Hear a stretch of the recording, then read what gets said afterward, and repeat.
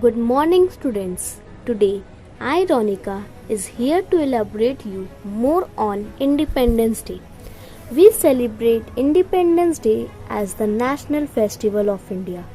The day marks the anniversary of national independence from the British Empire on 15th August 1947. Gaining independence from Britishers was not easy, and it's because of the struggle and hardship of our freedom fighter that we now live in a free country. On Independence Day, we remember the long battle that our freedom fighters fought and sacrifices that they have made.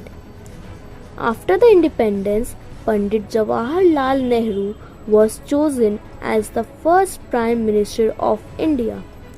Moreover, he unfurled our tricolour flag at the Red Fort in the national capital, New Delhi, for the first time. From there onwards, every year we celebrate Independence Day at Red Fort, New Delhi.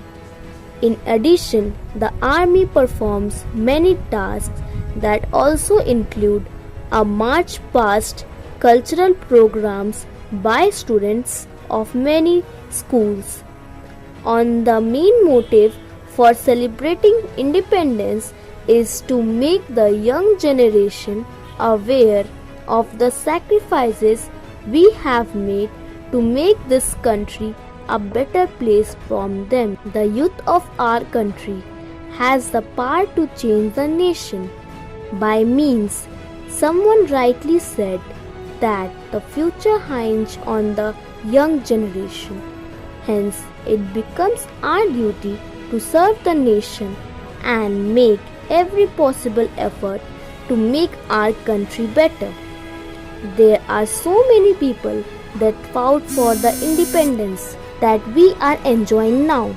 It was a time when India got freedom from the British Raj. Thousands of lives were sacrificed, but now they are not that respected. It is to do something worthy that makes independence that we have. It is to make our ancestors proud. Thank you.